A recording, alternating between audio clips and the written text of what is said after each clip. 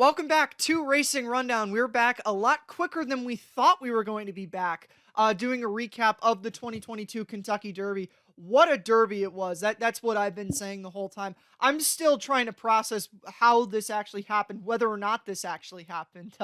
If you haven't noticed or for some reason didn't catch the Kentucky Derby, the second longest shot in the history of the Kentucky Derby was the winner of the race, Rich Strike. A lot to unpack from this Kentucky Derby, but we're going to start off with just how nice of a Kentucky Derby this was. Obviously, everybody knows all the stuff that's happened the last few Kentucky Derbies, how we haven't truly had a Kentucky Derby we can enjoy, whether it's from all the disqualifications, the COVID Derby, the positive test with Medina Spirit last year. Some folks might say even the questions that have arisen since justifies Kentucky Derby. Point being is it's been a long time since we've had a real Kentucky Derby and something that we can enjoy. And in addition to, having a Kentucky Derby that didn't have any crazy shenanigans happen before or during the race, this is also one of the most feel-good stories really ever in the history of the Kentucky Derby. We're going to get into all that, but my initial thoughts were, how did this happen? Did this really happen? And this was awesome. We'll get into, obviously, how right we were on Racing Run On about this. If you are coming from our Rich Strike preview, you might know that we had some good things to say about this horse. But before we get into the elements of this race, I'll turn it over to Eric for your thoughts on this race, because I know you didn't have as much of a rooting interest in him as I did, but in our talking before the race, you were just talking about how much you love this Kentucky Derby. 100%. The entire week I was just asking for no drama, no drama, no drama, no drama, given the circumstances that you already laid out from recent years. And boy, was I wrong, but it was the first time we had positive drama around the Kentucky Derby in a long time. Just this horse coming from the maiden claiming ranks, that was his only career win. Came in a race where he was for sale, and sure, he was a dominant winner that day, but you just would never think a horse with that kind of initial resume could do what he has done. And he's coming out of a prep race that, I think the craziest element is just every single step of the way this horse was doubted. You go to the prep race that he ran in the Jeff Ruby Stakes. It was a race that, if you're not familiar with the point system, the 100-point preps are the biggest ones you need to win. These are the most key races to get you in the Kentucky Derby. And if you place in them, you'll likely accumulate enough points to get in. In the prep race that he ran in the Jeff Ruby Stakes, a large portion of the racing community was complaining about being this prestigious of a prep race because they didn't think it stacked up with the rest of the country. And then Rich Strike comes out of it, runs third in it, and then wins the Kentucky Derby. And not to mention the horses that finished in front of him also finished in the top 10 of this race. So once again, just another step. And then these connections. You can't help but feel good for Sonny Leon and Eric Reed. I'm sure 5 months ago, they did not think they would be in the Kentucky Derby winner's circle. None of us did, and not even them. But now they've done it, and they did it in the most improbable way imaginable. We'll dive into the race, but wow, the preparation to get this horse here, I'm sure Eric Reed was feeling great about the work he put in. And then for Sonny Leon in his first Derby ride to be as chilly and cool and confident and really be the deciding factor in the race. The Kentucky Derby is partially based on jockeys, partially based on luck. This one was 100% based on a jockey putting his horse in the right place at the right time.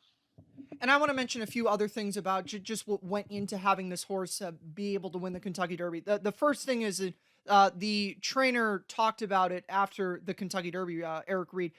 He had a barn fire. I think the year was 2016. I do apologize if I'm getting that year wrong, but I read the Sports Illustrated article that came out about him this morning, and they were talking about the barn fire that he had, and he lost everything, including I think he said he had 23 horses, and he lost those horses in that barn fire, and they were ready to leave horse racing. I know they said that on NBC, that they were ready to leave, and the owner was ready to get out, and that was due to separate circumstances. But for Eric Reed, he had the immense personal tragedy that was that fire that ruined his training career. And, from that to 6 years later in the Kentucky Derby winner's circle, for an owner who was disingenuized with horse racing and saying to himself, well, I think I'm ready to leave horse racing. And now they pull off one of the biggest upsets in the history, really in the history of horse racing, is remarkable. Eric mentioned Sonny Leon. The other thing I want to mention is this horse was claimed.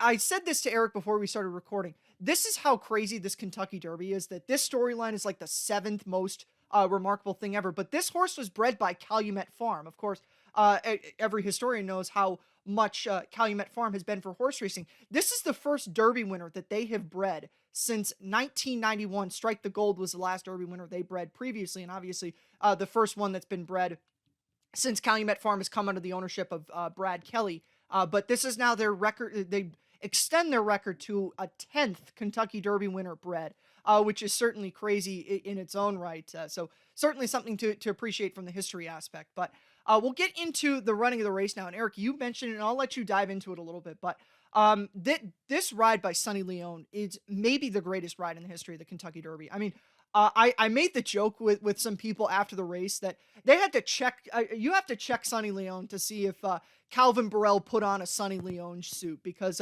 he looked so much like the rides that Calvin Burrell put on in those three Kentucky Derbies that he won. First time in the Kentucky Derby, on the far turn, he could have panicked and taken the horse around, taken him outside and tried to go around everybody, come from the parking lot. Instead, he waited for that hole to open up, and he had so much horse there, and even down the stretch he had to go around Messier, who was falling out of the race at that point, and to wait for that trip to come there, to get that trip, was remarkable. So I'll let you dive into it a little bit more, but one of the best rides, maybe the best ride in the history of the Kentucky Derby, and I think you could make the case, if you apply the circumstances, that this was a first ride in the Kentucky Derby for this jockey, who I don't even know how many times he's run in graded stakes races, much less grade ones. I know that he was second in one in 2019, but I don't know too much more other than that one. But I'll let you get a little bit more into it. But I thought I was looking at Calvin Burrell coming around the turn in this Kentucky Derby. Yeah, and I do just want to say it's insane, the ride that he was able to put on. That's the only word I can describe for a first-time rider. I only knew him from riding a handful of graded stakes and allowances in Kentucky. Jack, I hope you're okay if I share this, but I texted you, have you even heard of this guy before? And you said, hell no. And I'm pretty sure most people listening, even that follow horse racing, were not overly familiar with him. He rides, I do want to lay the groundwork really quick before diving into the great ride. He rides in Ohio at probably sea-level tracks, right? They're not big purses. They're very modest living type of situations, Mahoning Valley and Belterra Park.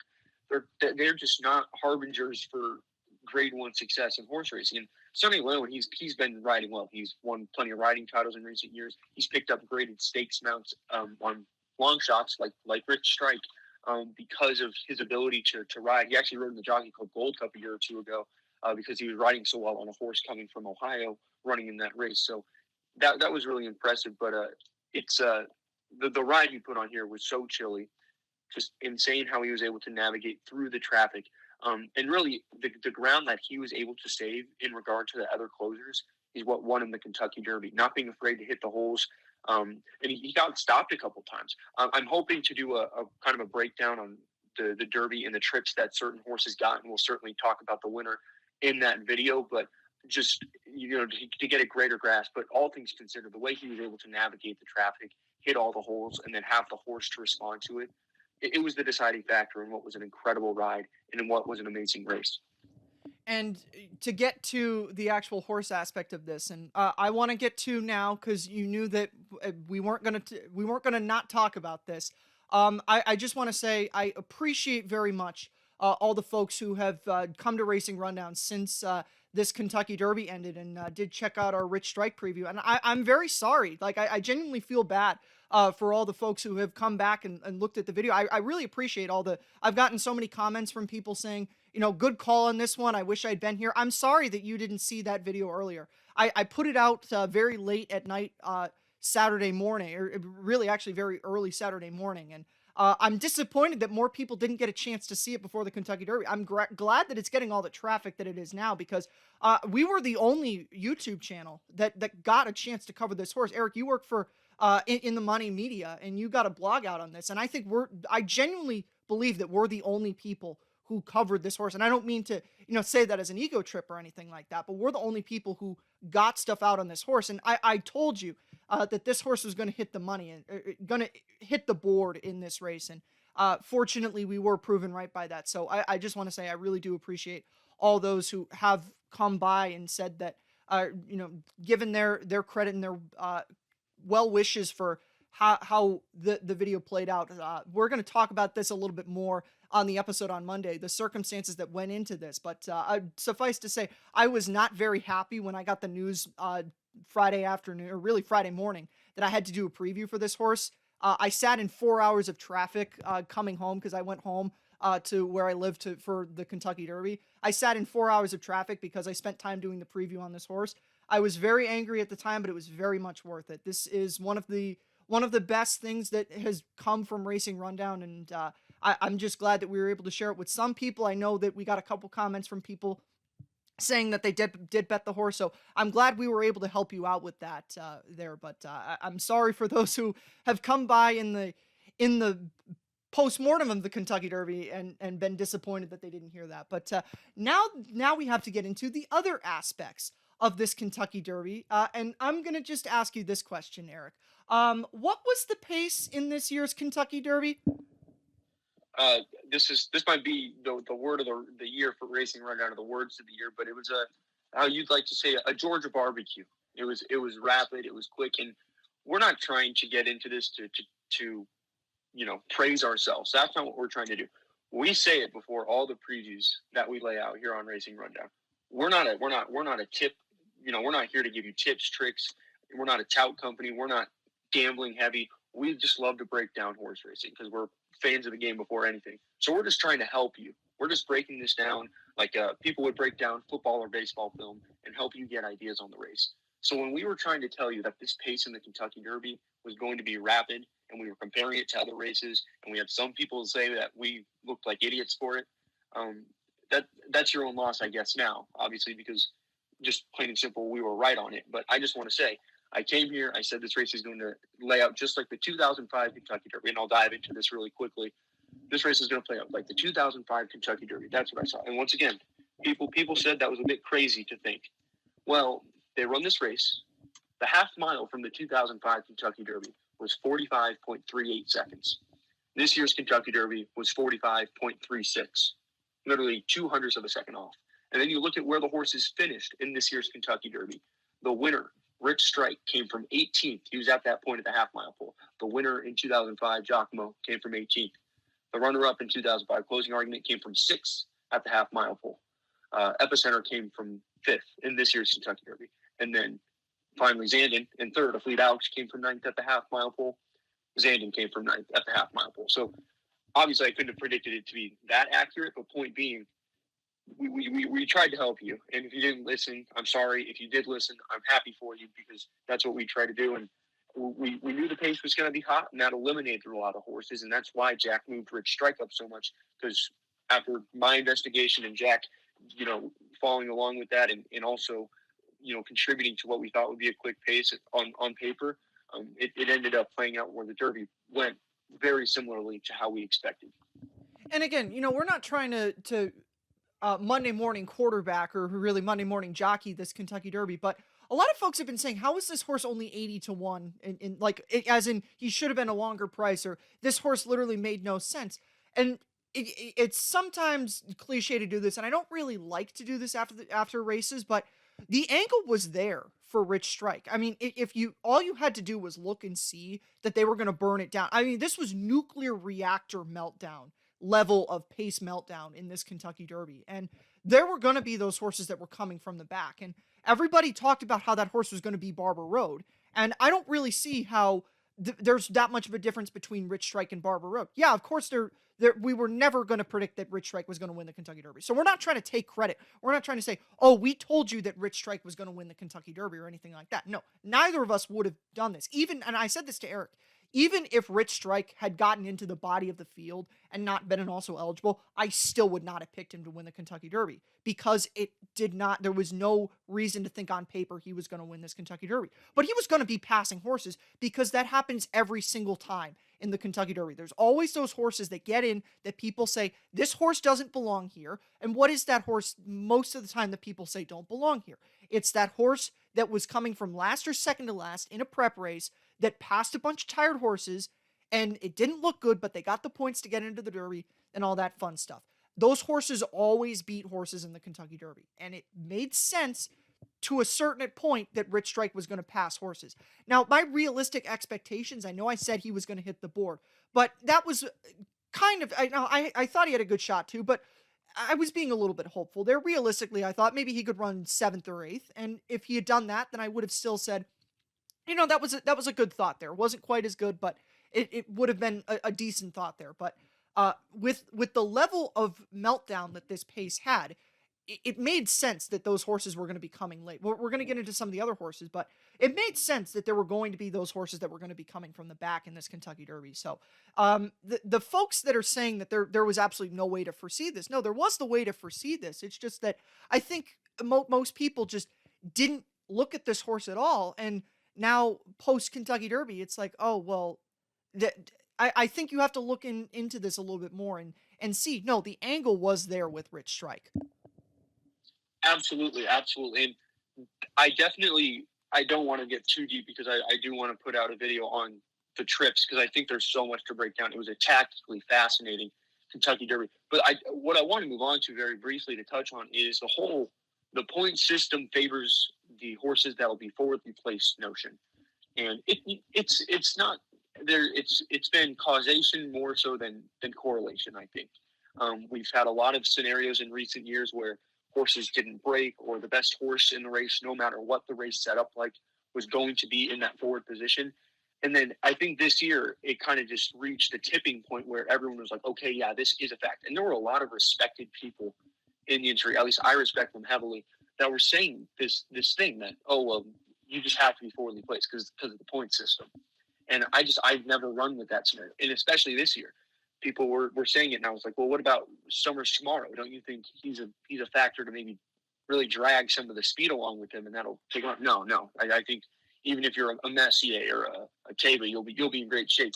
And no, that wasn't the case at all. I'm very happy that stereotype and that notion got knocked down in the craziest of ways this year, because of course the speed was swimming by the time they reached the quarter pole. I mean, I know Messier and Crown Pride made the lead very briefly, but if you couldn't tell at that point they were done, then I don't know what race you were watching. But it obviously favored the closers. It favored some huge prices as closers, because not only did Rich Strike win this race at big odds, but and I know that the two favorites were riding behind him in Ector Center and Zandon, but Simplification was fourth, and he was 35-1. He was an off the pace type. Barber Road finished, I believe, sixth.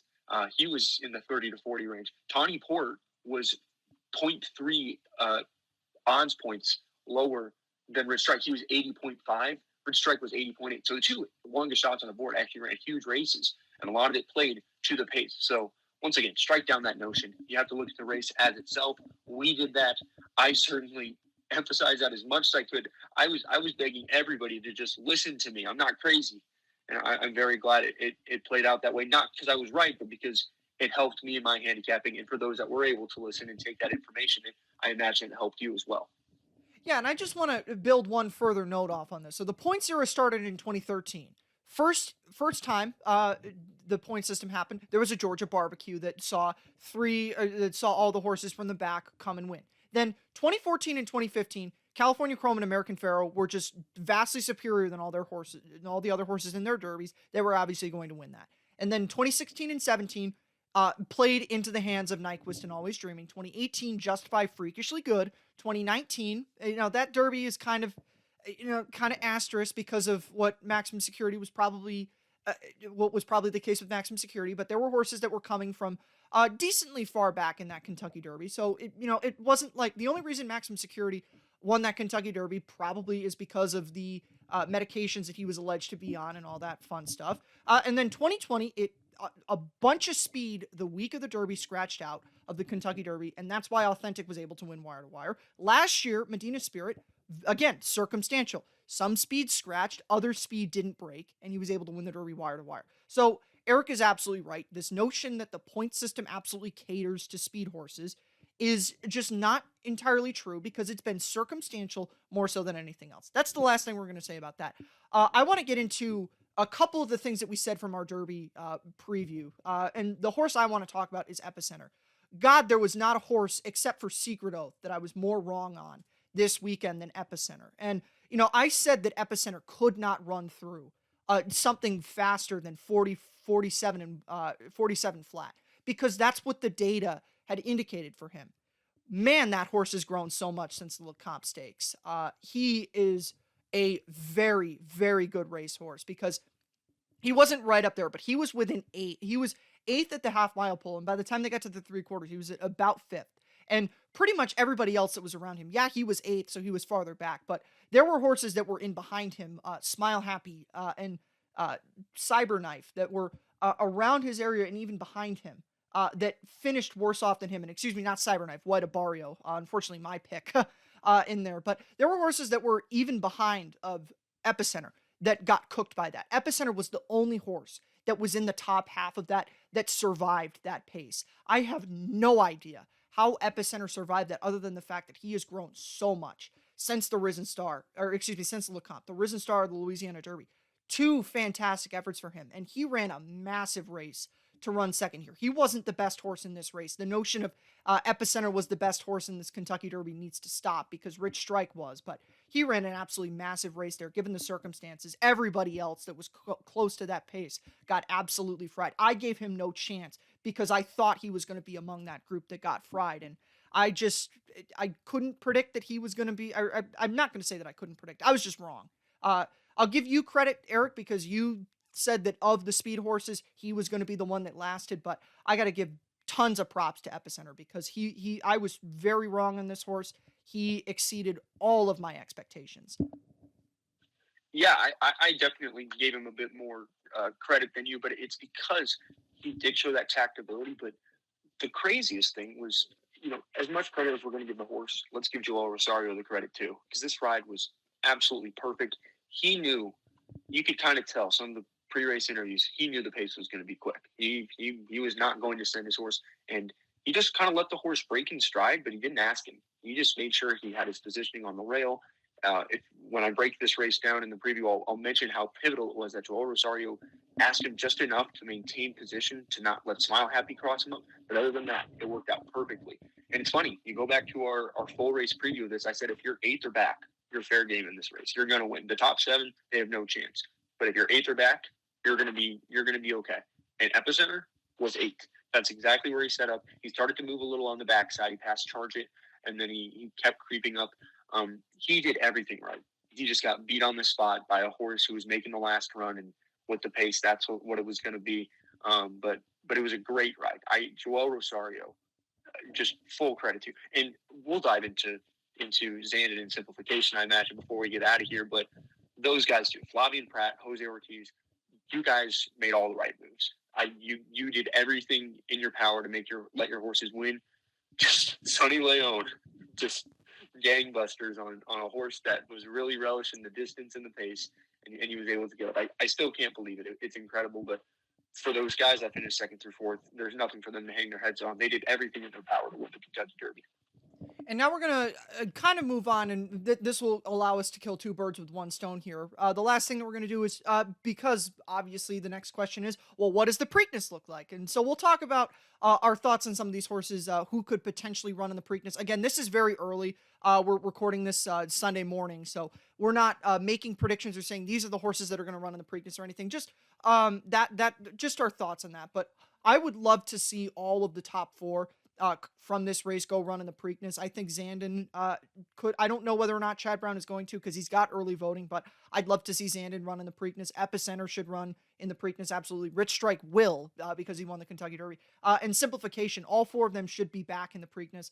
And then I would also not be opposed to seeing Tawny Port. Tawny Port was a horse that we haven't talked about yet, but he was another one really far back early in there. You don't get paid for finishing 7th in the Kentucky Derby, but every year I talk about that really good 7th place finish. Tawny Port had a really good 7th place finish in this Kentucky Derby, so I would like to see him back in the Preakness.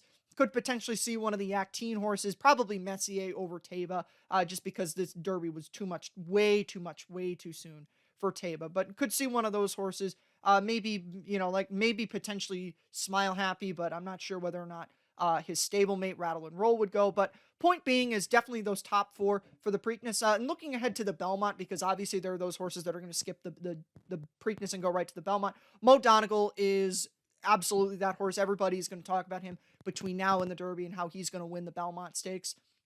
I don't know that I'm ready to pick him to win the Belmont, but he's gonna be the favorite unless something crazy happens in the Preakness that we can't foresee. But as of now, he's the early favorite for the Belmont Stakes. He ran a huge race here. He was just caught so wide, and Barber Road was kind of laying on him down the stretch in the Derby, but he still ran fifth. He ran sensational, and he'll be ready for his next start in the Belmont. Todd Pletcher has done this several times already. He's going to do it again with Mo Donegal, and who knows, he could win the Belmont Stakes this year.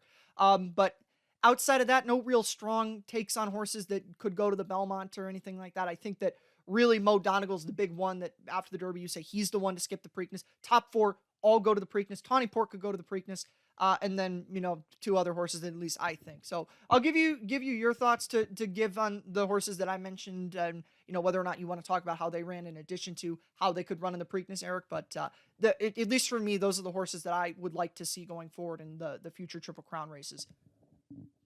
Yeah, I agree with most of those. We'll throw in the McPeak duo too. I think Smile Happy. I think once again I'll dive into it more, but I did not love his ride in here. Tiz the Bomb. He actually, all things considered, handled the dirt pretty well. He was never going to win, but he definitely was much more capable of handling the kickback than I thought he was, because he still beat 11 horses home, so not too shabby there. I do want to dive into Simplification a bit.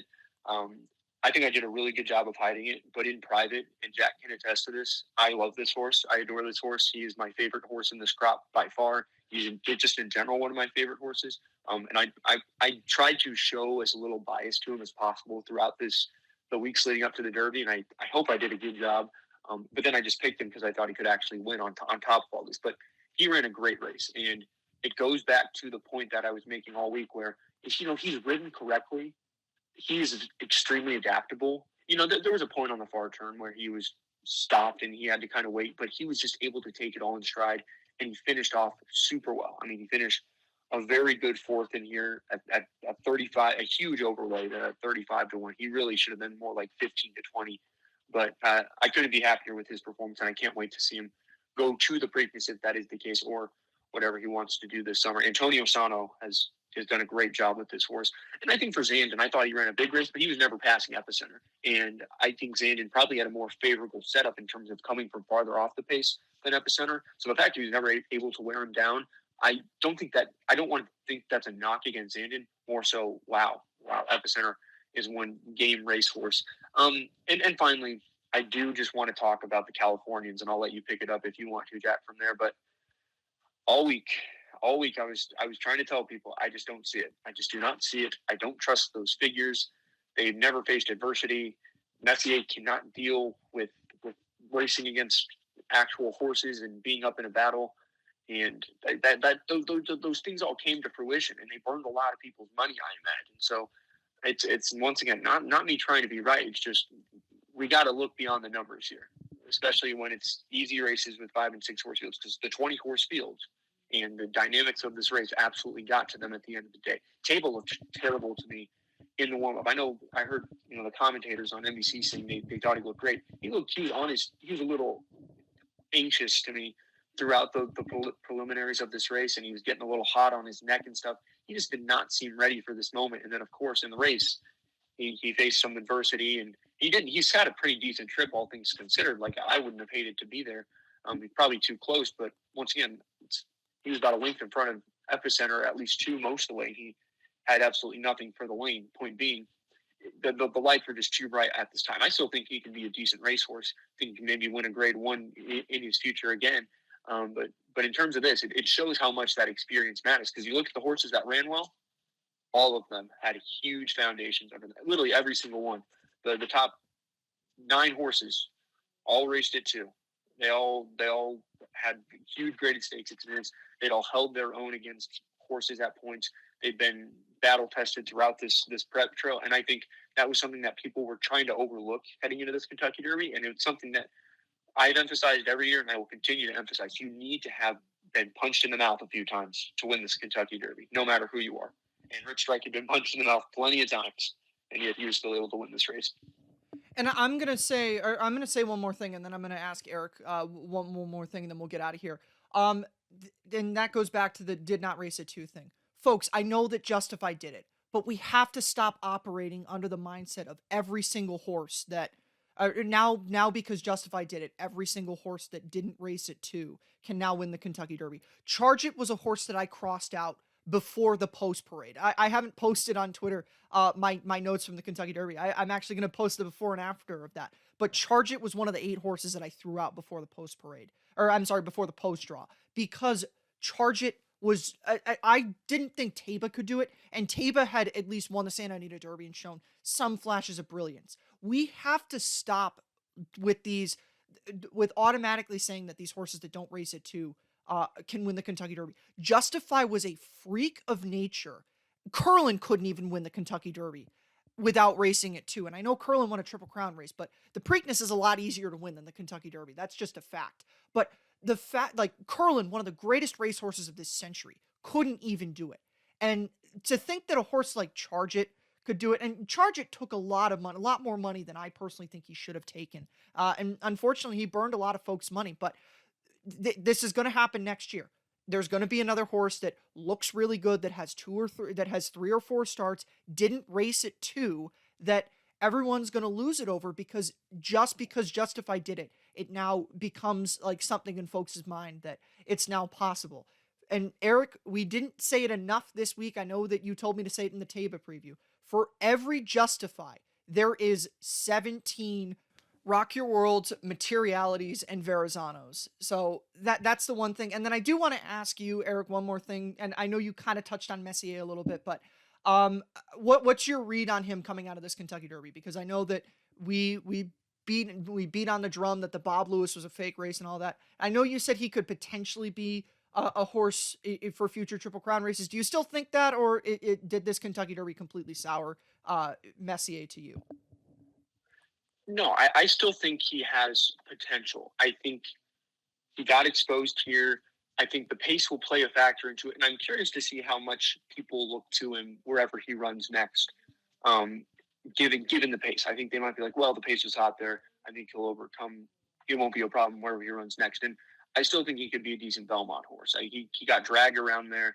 He was put way too much into the game, and he never looked like a winner. He really never did. Anybody that would say that, I think, is being a bit ambitious on there, because in the far turn, you could see his wheels were starting to spin. But he dug down for what he was, and then John Velasquez kind of took care of him late. So I still think he could be a Belmont horse. I don't think that'll be the case. I think they'll probably just regroup on something in California. I think I'd give Taba a bit more of a chance to go on and do some brilliant things in their career than Messier. But that being said, I don't think Messier is a terrible horse. But I said he had a 0% chance of winning this race, not 0.0001, 0.0000. And that's what happened. But it was all pace dynamics. He's still a good horse, but you got to read them race by race. You can't take the horse fully as an individual. You have to look at how they fit in the context of the race. And that's just a reminder to do that next time we look at a horse like Messier. But don't throw him out, because who knows? Next time that individual could be in a race where it sets up perfectly for him.